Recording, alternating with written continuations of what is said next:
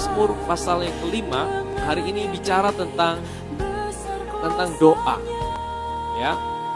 Kalau saudara baca ada di perikopnya itu tentang doa di pagi hari. Doa di pagi hari. Jadi ini bicara tentang bagaimana Daud itu bahkan ketika dia berdoa juga dia tulis dalam bentuk mazmur, saudara. Ya, ini satu hal yang luar biasa. Nah, saya bacakan saja untuk pemimpin biduan. Nah, ini untuk pemimpin pujian sebenarnya. Jadi pemimpin pujian sebenarnya kita bisa belajar dari mazmur-mazmur Daud, saudara. Ya, saudara kalau saudara baca mazmur-mazmurnya, saudara bisa jadikan itu satu penyembahan di hadapan Tuhan. Dikatakan untuk memimpin biduan dengan permainan suling. Wah, Daud ini seorang pemain musik, saudara. Dia pemain musik, pemain kecapi yang luar biasa. Tapi juga dia penyanyi, saudara. Ini luar biasa, saudara. Ya, dikatakan Mazmur Daud. Berilah telinga kepada perkataanku ya Tuhan. Indahkanlah keluh kesahku. Nah, saudara, ini doa Daud kepada Tuhan, dikatakan berilah telinga kepada perkataanku. Jadi ini Daud bilang, Tuhan dengarkan doaku Tuhan. Ya, ini sebuah seruan hati daripada Daud. Nah, dikatakan indahkanlah keluh kesahku. Waktu saya mencari di dalam bahasa aslinya, kata keluh kesah itu ternyata bukan keluh kesah, saudara. Ini terjemahannya mungkin bagi saya kurang pas, saudara ya. Keluh kesah itu sepertinya kayak kurang enak, saudara ya. Kalau orang berkeluh kesah itu kayaknya orang suka bersungut-sungut, ya kan? Orang suka menggerutu. Ternyata bukan keluh kesah sebenarnya. Indahkanlah, kalau bahasa Inggrisnya dikatakan my meditation. Ya, meditation itu adalah meditasi, tapi bukan meditasi itu kita berdiam diri kemudian kita lipat tangan seperti orang sedang meditasi sesuatu. Meditasi ini dalam bahasa aslinya adalah haga, katakan haga. Haga ini apa, saudara? Haga ini seperti Mazmur 1, ya. Mazmur 1 dikatakan berbahagialah orang yang tidak berjalan menurut nasihat orang fasik, tapi yang kesukaannya ialah firman Tuhan dan yang merenungkan firman itu siang dan malam. Jadi kata haga itu sama dengan kata merenungkan. Jadi sebenarnya lebih tepat bukan keluh kesah, bahkan ya dalam bahasa aslinya haga itu adalah seperti orang dia sedang dia bahkan bukan bicara, bahkan dia cuma bergumam. Saudara tahu bergumam? Ya. Dia cuma bergumam, bahkan doanya itu tidak berupa kata-kata yang bagus. Dia cuma bergumam. Jadi haga itu seperti kita bergumam gitu ya. Mulut kita bergumam gitu, kita ngomong sesuatu tapi tidak jelas. Jadi saudara, bagi Tuhan doa itu bukan soal seberapa bagusnya kata-kata kita, ya. Yesus pernah ajarkan bahwa berdoa itu bukan seperti orang Farisi yang kata-katanya diatur bagus dan kelihatan rapi semua. Saudara, kadang-kadang mungkin saudara kita tidak bisa pakai kata-kata yang bagus. Bagi Tuhan bukan soal kata-kata yang bagus. Bahkan ketika engkau cuma bergumam di hadapan Tuhan, engkau cuma seperti ngomong tapi tidak jelas dan mungkin orang tidak mengerti apa yang kau omongkan. Satu kali saya ingat, ya, ini siapa? Istrinya Elkana itu nama siapa? Ibunya Samuel itu?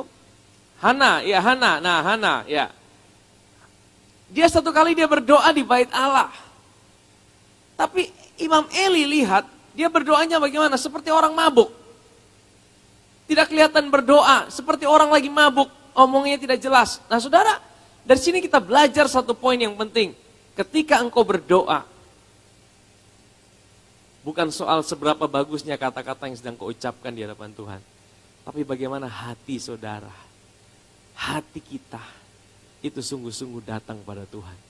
Mungkin waktu engkau doa, engkau tidak bisa ucapkan kata-kata yang bagus. Tapi doa itu engkau naikkan dari hati saudara. Ya, doa itu tidak engkau prepare dengan sebuah kata-kata yang indah. Tapi doa itu dari hati saudara. Bahkan mungkin kau cuma bergumam. Ini seperti kalau kita ke Israel juga, orang Israel tuh berdoa itu. Kalau saudara lihat mereka doa itu, kalau hari ini hari ini agak susah, mereka semua kena pandemi juga, tidak bisa kumpul di mana-mana. Tapi kalau waktu kita ke sana, mereka doa itu seperti mereka tunduk-tunduk begini, seperti orang mabuk. Tapi mulut mereka tuh seperti bergumam. Kenapa? Karena bagi mereka, kalau berdoa itu mereka tidak boleh diam, mereka harus goyang-goyang begini.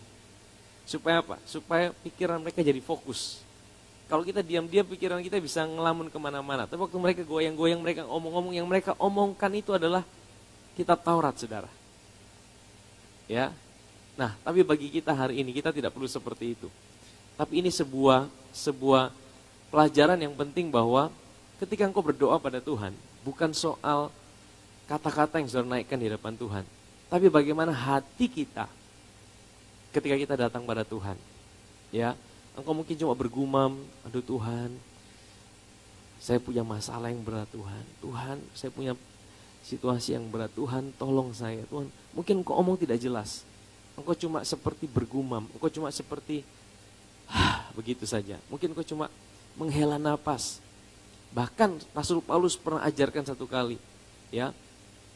Di dalam Roma pasal yang ke-8 kalau tidak salah, Roh Kudus itu akan kasih kita doa itu seperti erangan.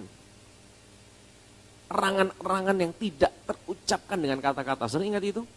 Ya, kadang-kadang kita berdoa, kita mungkin tidak bisa ucap kata-kata, tapi kita cuma mengerang, saudara. Saya pernah ngalamin ya manifestasi itu. Waktu saya berdoa, saya tidak tahu harus mengucapkan kata-kata apa. Tiba-tiba dari dalam perut ini seperti keluar erangan-erangan. Seperti orang sedang tapi tidak sakit, saudara. Seperti orang mengerang itu, saudara. Dan tiba-tiba dia keluar seperti orang mengerang. Nah, bagi Tuhan, bukan soal kata-kata yang keluar itu, saudara. Tapi apa yang ada dalam hati kita, yang kita angkat kepada Tuhan. Amin, saudara.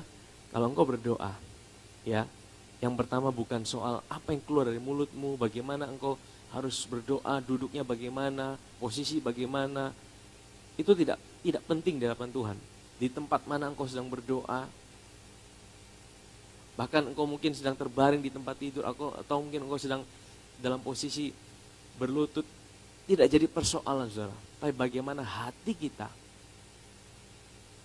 melekat dengan Tuhan. Amin, saudara.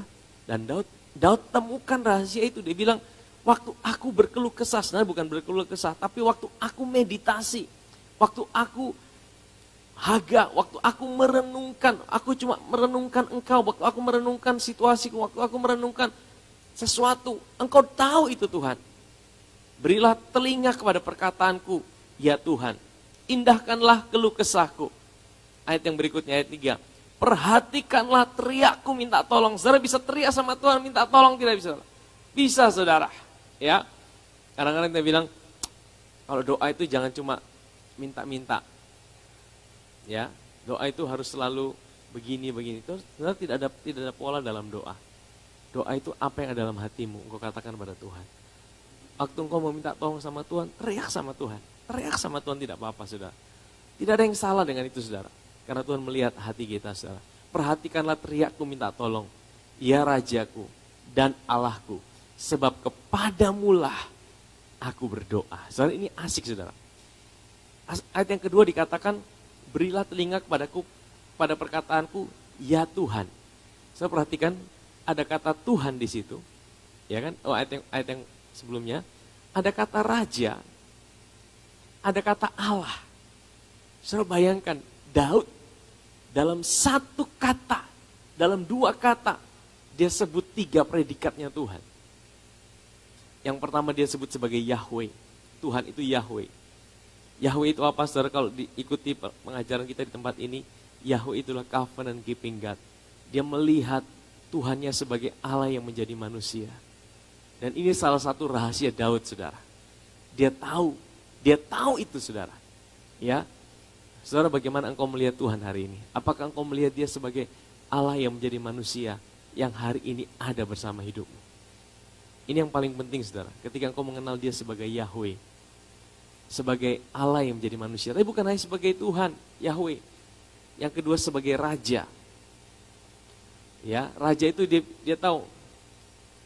Ini bicara tentang Yesus sebenarnya. Yesus berkata, dia adalah Raja di atas segala raja, Tuhan di atas segala Tuhan. Dia adalah Raja kita. Yang ketiga, dia adalah Allah, Elohim. Dia maha kuasa. Dia mengenal Tuhan sebagai Tuhan, Yahweh, sebagai Raja, dan sebagai Elohim. Sebab kepadamulah aku berdoa. Kepadamulah aku berdoa. Dia Dia naikkan doanya langsung kepada Tuhan, saudara. Saya percaya bahwa hari ini kita tidak perlu pengantara-pengantara, ya. Doa kita itu langsung kepada Tuhan. Saudara, percayalah saudara. Saudara mungkin dalam persoalan, saudara bisa minta tolong orang lain doakan saudara. Bisa saudara. Saudara bisa minta tolong gembala saudara, mungkin doakan saudara, bisa juga. Tapi itu tidak pernah menghapus sebuah jalur, bahwa engkau punya jalur khusus langsung kepada Tuhan. Daud berkata, aku berdoa langsung kepada Tuhan. Tahukah saudara, zaman dahulu, orang kalau mau berdoa, mereka mesti datang pada imam. Ya, imam, dan imam akan mewakili mereka. Tapi hari ini saudara, saya mau kasih tahu buat saudara satu kebenaran. Kalau saudara situasi saudara hari-hari ini, di mana saudara mungkin sedang terisolasi, saudara sedang sendirian, saudara mungkin minta tolong orang lain, doakan saudara mungkin terbatas. Banyak orang mungkin tidak bisa saudara datangin. Saudara, saya mau kasih tahu sebuah kabar baik. Saudara punya jalur khusus datang kepada Tuhan. Waktu saudara bilang sama Tuhan, Tuhan, aku berdoa kepadamu. Saudara tahu, hari ini ada seorang pengantara kita. Pengantara itu bukan manusia biasa. Dia adalah Yesus Kristus Tuhan. Percayakah saudara bahwa doa kita itu pasti sampai di hadapan Bapa? Karena apa? Karena doa kita di dalam nama Yesus. Yang membuat doa kita itu diterima sama Bapa, itu bukan karena kita baik, tapi karena kita naikkan doa kita itu di dalam seorang pengantara, namanya Yesus Kristus Tuhan. Makanya setiap kali kita berdoa, kita mesti tutup dengan di dalam nama Yesus. Kenapa dalam nama Yesus? Karena dalam nama Yesuslah kita diterima oleh Bapa. Ya, dia pengantara kita, yang membuat kita hari ini diterima oleh Bapa. Dalam nama Yesus. Makanya doa saudara mungkin bisa tidak sempurna, kata-kata bisa belepotan, ya, kata-kata bisa salah. Tapi kalau saudara tahu doa saudara itu bukan saudara sendiri yang bisa datang pada Tuhan, tapi melalui Yesus, saudara tahu doa saudara itu pasti diterima sama Tuhan. Amin saudara, amin.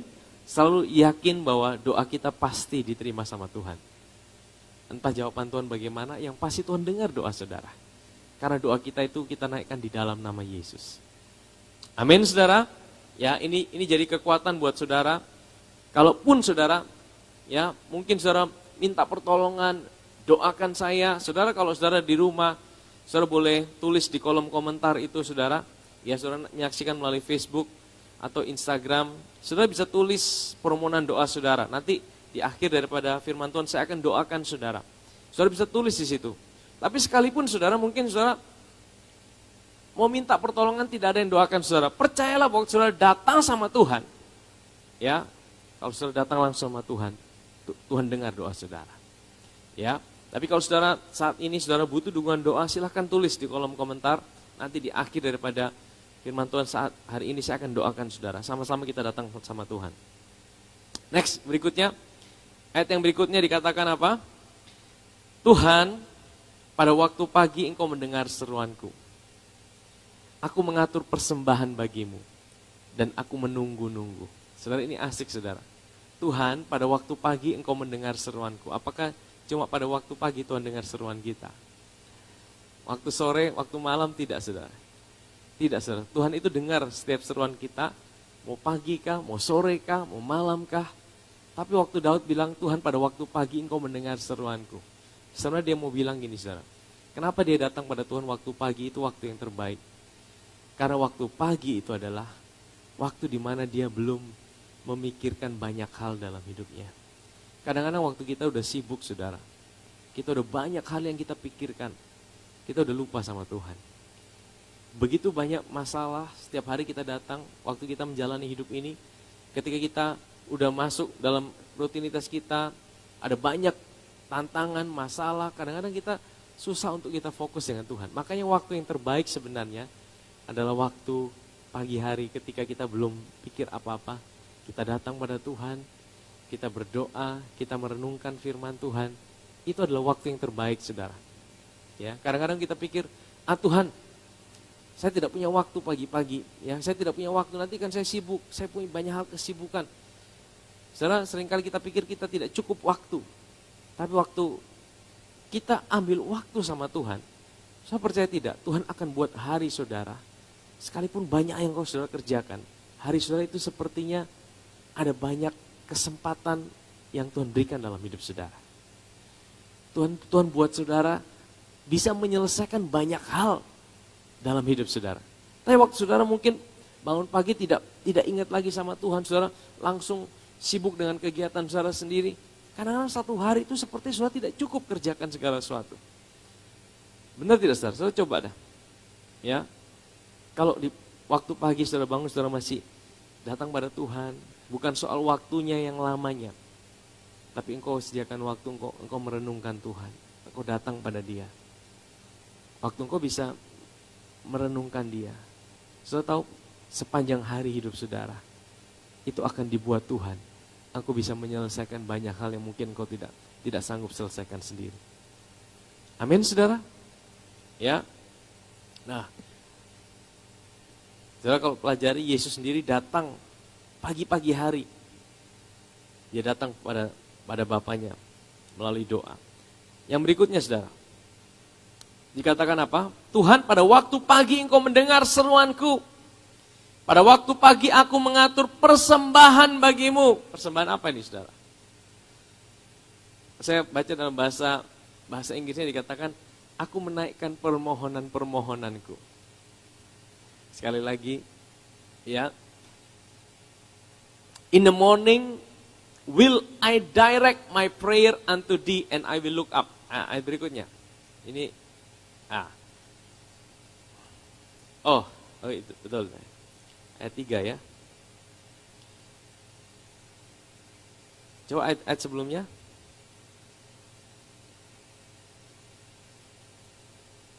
Oke. Nah, di dalam NIV ya, dikatakan aku mengatur persembahan itu adalah aku menaikkan permohonan-permohonanku, ya, permohonan-permohonanku pada Tuhan. Ya. Nah, jadi saudara, Daud tahu apa yang dia gumulkan. Dia datang sama Tuhan. Dan kemudian dikatakan apa? Dan aku apa? Menunggu-nunggu.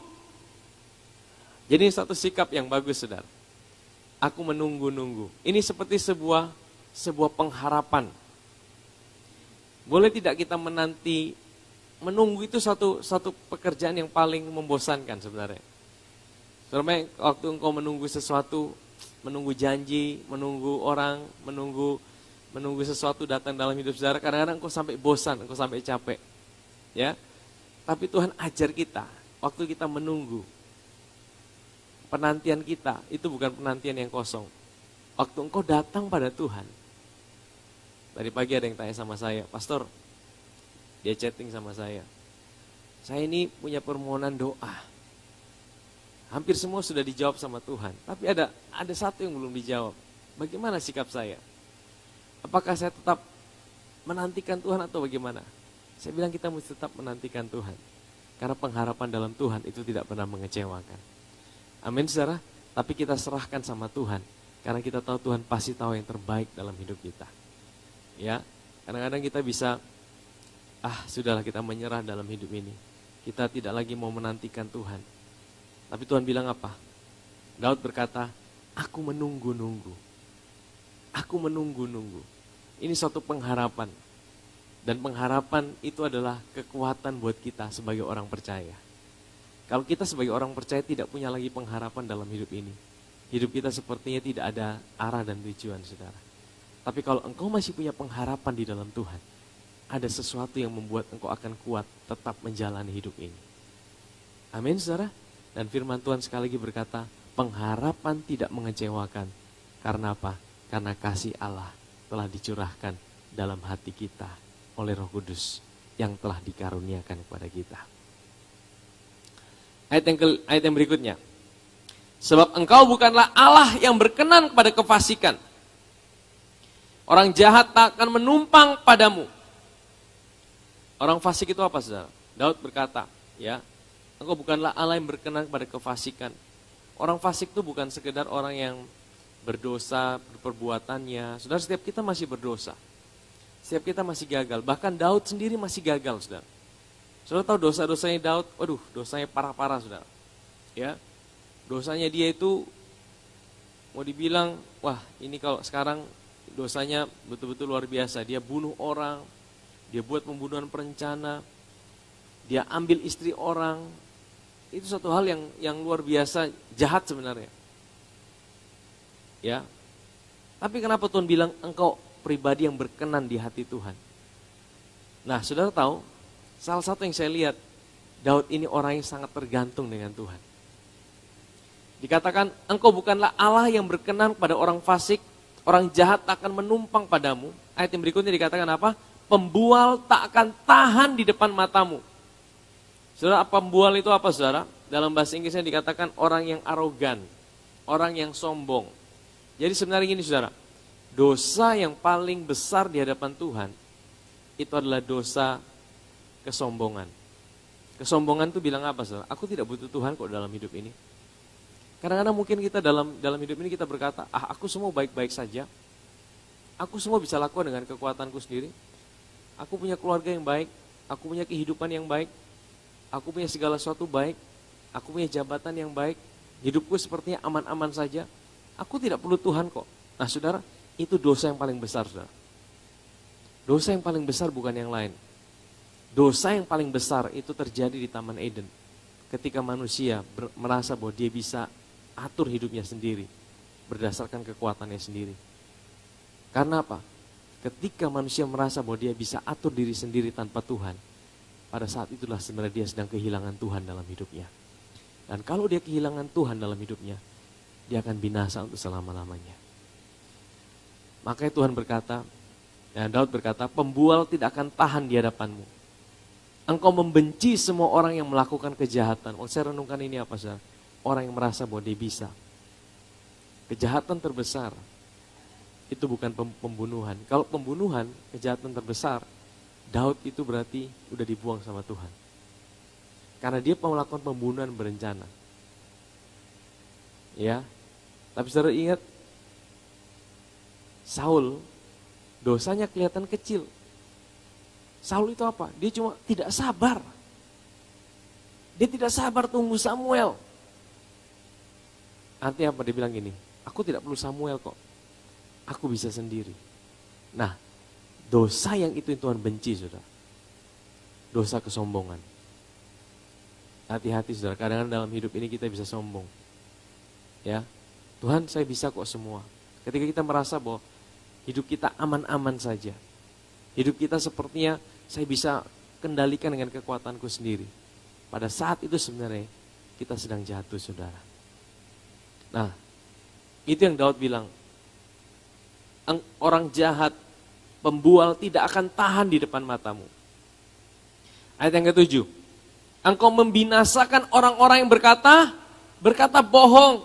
Tuhan jijik melihat penumpah darah dan penipu. Dan dia sedang curahkan isi hatinya di hadapan Tuhan. Ya.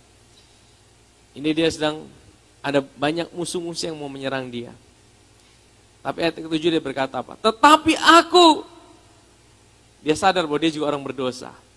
Tetapi aku, berkat kasih setiamu, berkat kemurahanmu yang besar. Ini yang mesti kita sadari dalam hidup kita, saudara. Tuhan, berkat kemurahanmu yang besar dalam hidupku, Tuhan. Berkat kasih setiamu yang besar dalam hidupku, Tuhan. Aku akan masuk dalam rumahmu, sujud menyembah ke arah baitmu yang kudus dengan takut akan Engkau. Daud berkata, Tuhan, aku tahu kalau aku tidak ada kasih setiamu, aku tidak layak untuk bisa masuk dalam rumahmu. Aku tidak layak untuk menyembah dalam baitmu yang kudus. Tapi Daud berkata apa? Tuhan, berkat kasih setiamu, ini kemurahan, ini kasih karunia. Amin, saudara. Ya. Ayat berikutnya apa? Tuhan, tuntunlah aku dalam keadilanmu, karena seteruku, ratakanlah jalanmu di depanku. Dia minta tuntunan Tuhan. Karena apa? Karena ada banyak seterunya dia. Ada banyak musuhnya dia. Hari ini musuh kita bukan teman-teman kita. bukan orang-orang lain. Musuh kita adalah penguasa di udara. Bagaimana musuh kita menyerang kita? Dia kasih kita ketakutan. Dia kasih kita intimidasi. Dia kasih kita kekhawatiran. Di tengah-tengah situasi seperti ini, saudara, ya banyak kali kita kalah ketika kita mulai takut dalam hidup ini. Kita mulai terintimidasi. Kita mulai meragukan Tuhan dalam hidup ini. Tapi saudara, Daud berkata apa? Tuntunlah aku. Dia tidak berkata tuntutlah aku. Tapi dia berkata tuntunlah aku dalam keadilanmu. Keadilan ini bahasa aslinya apa, saudara? Keadilan. Dalam bahasa Inggrisnya katakan righteousness. Righteousness itu apa, saudara? Ya, dalam bahasa Indonesianya kurang tepat sebenarnya. Lead me, O Lord, in thy righteousness. Righteousness itu adalah suatu status benar. Bahasa Indonesianya susah, saudara, karena bahasa Indonesia ini kan kalau truth itu kebenaran. Righteousness juga kebenaran. Jadi terjemahannya agak susah. Maka diterjemahkan oleh penterjemahan dikatakan keadilan. Tapi sebenarnya bukan keadilan. Righteousness itu adalah satu kebenaran yang dianugerahkan sebenarnya. Jadi waktu saya renungkan ini, saudara, bagaimana Tuhan tuntun kita. Waktu kita menjalani masalah demi masalah dalam hidup ini. Waktu kita sedang alami serangan-serangan ketakutan. Tuhan bilang ini, ingatlah siapa dirimu dalam Tuhan. Engkau adalah orang benarnya Tuhan yang aku anugerahkan kebenaran. Waktu kita tahu, Tuhan terima kasih, aku dibenarkan. Aku adalah orang benarmu Tuhan. Saat itulah ada damai sejahtera. Sekalipun situasi kita belum berubah, keadaan kita belum berubah, tantangan kita belum berubah, masalah kita masih banyak ada di depan, pergumulan kita masih banyak. Tapi waktu kita ingat Tuhan terima kasih. Engkau yang tidak mengenal dosa, dijadikan dosa oleh karena aku. Supaya di dalam Kristus aku dijadikan orang benarmu. Waktu aku sadar aku orang benar, ada damai sejahteramu. Dan damai sejahteramu itulah yang bisa menuntun aku. Dalam Mazmur 23, Daud juga berkata, He leads me in the path of righteousness. Dia menuntun aku di tapak-tapak kebenarannya. Saudara ingat ayat itu? Dia menuntun aku di dalam jalannya yang benar. Itu sama righteousness, saudara. Jadi ini penting, saudara, buat kita. Ya, untuk mengalahkan panah api daripada si iblis, mengalahkan intimidasi. Bagaimana caranya engkau mengalahkan intimidasi dalam pikiranmu? Dengan engkau ingat. Ya, panah api itu bagaimana? Dengan perisai iman, dengan ketopong keselamatan. Engkau ingat siapa dirimu dalam Kristus. Engkau adalah orang benarnya. Maka dia akan meluruskan jalan yang ada di depanmu. Saudara, hari-hari ini kita tidak tahu apa yang ada di depan kita. Kemarin saya share waktu kita ada fellowship di kantor. Ini Bill Gates, saudara, kasih sebuah ramalan. Saudara tahu ramalannya apa? Ramalannya cukup menakutkan, saudara. Dia bilang gini, 6 bulan ke depan itu akan jadi satu masa pandemi yang lebih berat. Kenapa? Karena 2015 dia pernah buat satu ramalan. Akan terjadi virus wabah yang akan terjadi. Dan itu terjadi, saudara. Dan kemarin saya baca beritanya, dia kasih sebuah ramalan juga. 6 bulan ke depan ini akan terjadi pandemi yang susulan yang lebih berat. Apalagi buat negara-negara yang dunia ketiga. Nah, ini sepertinya membuat kita menjadi mulai, apa yang akan ada di depan? Seperti dunia bukan semakin baik, akan semakin goncangan, semakin besar. Apa yang akan terjadi? Kita tidak tahu ke depan. Tapi saudara tahu, firman Tuhan katakan, waktu kita menyadari siapa kita dalam Kristus, Tuhan akan luruskan jalan di depan kita. Mungkin kita tidak mengerti segala sesuatu. Mungkin kita tidak tahu segala sesuatu. Tapi kalau kita selalu ingat siapa kita dalam Tuhan, dia akan buka jalan pada waktu yang tepat, pada saat yang tepat. Percayalah, saudara. Engkau aman di dalam Tuhan. Engkau ada dalam perlindungan Tuhan. Tuhan buka jalan di depanmu. Amin, saudara. Next, terus. Ini nanti terlalu lama, saudara ya. Sebab perkataan mereka tidak ada yang jujur. Batin mereka penuh kebusukan. Nah, ini Dia lagi ngomong tentang orang-orang yang memusuhi dia. Ya, kerongkongan mereka seperti kubur yang ternganga. Ini dikutip sama Rasul Paulus dalam Roma pasal 3. Dikatakan semua orang sudah berdosa. Mereka seperti, kerongkongan mereka seperti kubur yang ternganga. Artinya sebaik-baiknya manusia, kalau dia tidak punya Tuhan, dia tetap binasa, saudara. Lidah mereka merayu-rayu. Nah, jadi Daud ini jujur di hadapan Tuhan, saudara. Dia bilang gini sama Tuhan, Tuhan, ini musuh-musuh saya ini, omongannya mereka busuk, batin mereka busuk, ya. Omongan mereka ini ada yang menjatuhkan, tapi ada juga yang merayu-rayu. Saudara tahu? Jangan pikir kalau ada rayuan-rayuan itu ada, ini bicara juga pujian-pujian. Kadang-kadang pujian-pujian yang bikin jatuh, saudara.